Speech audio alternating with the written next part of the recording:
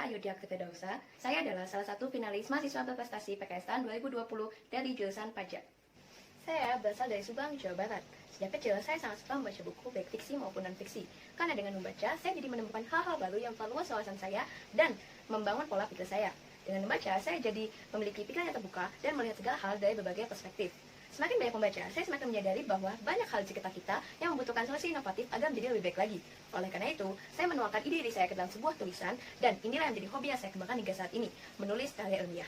Saya memulai hobi menulis ini sejak SMA dengan mengikuti berbagai lomba karya tulis ilmiah nasional dan alhamdulillah menjadi juara. Saya menjadi juara 1 pada lomba karya tulis Chemistry Creative Contest yang diselenggarakan oleh Universitas Pendidikan Indonesia pada 2016. Lalu menjadi juara 2 pada lomba karya tulis Chemistry Foundation yang diselenggarakan oleh Universitas Pajajaran pada 2016. Lalu menjadi juara 3 pada lomba karya tulis Power Energy System and Competition yang diselenggarakan oleh Universitas Negeri Malang pada 2016.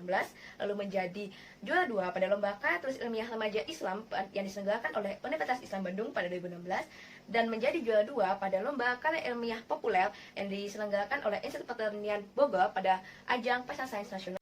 Dan pada saat kuliah ini, selama 2 tahun berturut-turut, yaitu 2019 dan 2020, saya menjadi juara 1 pada lomba Call for Paper nasional yang diselenggarakan oleh Universitas Brawijaya. Berbicara mengenai kehidupan perkuliahan, selain berkuliah, saya juga aktif mengajar di bimbingan belajar. Saya sering menjadi mentor bagi teman-teman dekat saya untuk memahami materi kuliah.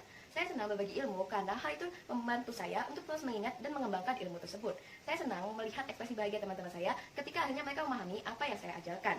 Dengan mengajar, saya harap itu merupakan bentuk kontribusi saya terhadap lingkungan sekitar dan menjadi ladang pahala bagi saya. Dan itu, saya juga berpartisipasi dalam organisasi dan kepanitiaan di kampus. Saya aktif menjadi anggota kajian Pusat Studi Perpajakan sejak tingkat 1 sampai saat ini. Dan saat ini juga saya sedang menjadi wakil ketua Gapura organisasi kedaerahan dari Purwakarta. Saya juga pernah menjadi anggota Inspektorat Utama Badan Legislatif Mahasiswa 2019. Dan saya juga pernah menjadi Panitia Wisuda Akbar 2019 bidang gizi. Dan saat ini pun saya menjadi Panitia Wisuda Akbar 2020 bidang gizi.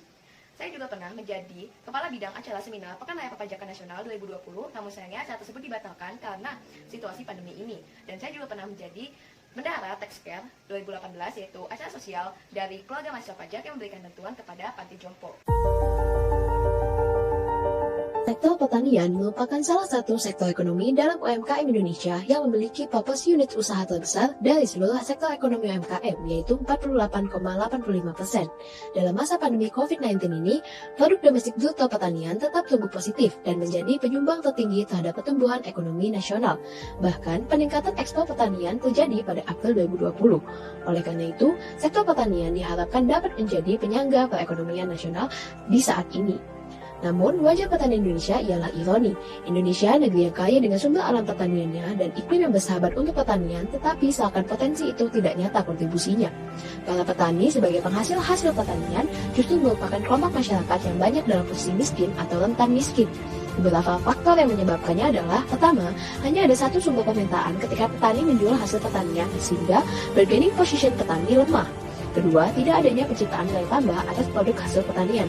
Padahal, penciptaan nilai tambah dalam produk dapat meningkatkan keuntungan yang didapat secara signifikan.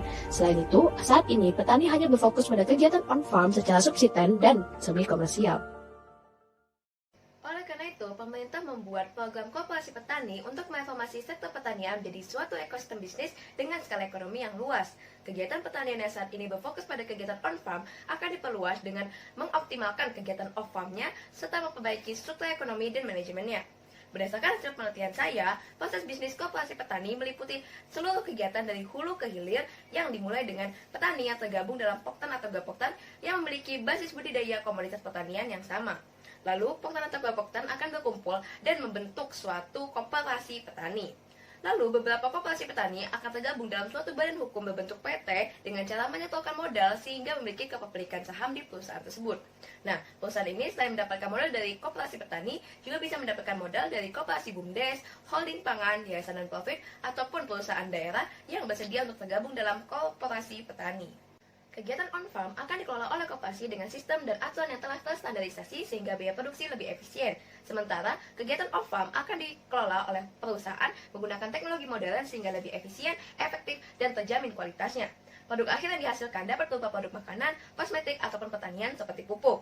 Kemudian dipasarkan ke industri retail, konsumen akhir melalui online store ataupun offline store, dan ekspor. Pembangunan koperasi petani ini akan membutuhkan banyak cabang ilmu, membuka lapangan kerja, mendiversifikasi sumber penghasilan yang akan diterima oleh petani, memajukan pertanian agar lebih komersial, dan secara tidak langsung akan berkontribusi pada penerimaan pajak melalui PPN dan PPH. Pada awal pembangunan koperasi petani, salah satu hambatan yang paling sulit adalah mengubah mindset para petani dari pertanian subsisten menjadi agribisnis karena kurangnya pengetahuan bisnis dan berusaha. Oleh karena itu, saya mengusulkan agar koperasi petani ini bekerja sama dengan perguruan tinggi agar mahasiswanya dapat KKM di sana. Dengan demikian, para mahasiswa dapat memberikan ide dan inspirasi untuk mengembangkan kegiatan usaha di koperasi petani yang berujung pada berkembangnya konsep koperasi petani ini. Dalam jangka panjang, hal ini diharapkan dapat menumbuhkan kepercayaan petani bahwa konsep koperasi pertanian dapat meningkatkan kesejahteraannya. Saya Ayudya, dulu saya menjadi mahasiswa berprestasi PKS tahun 2020.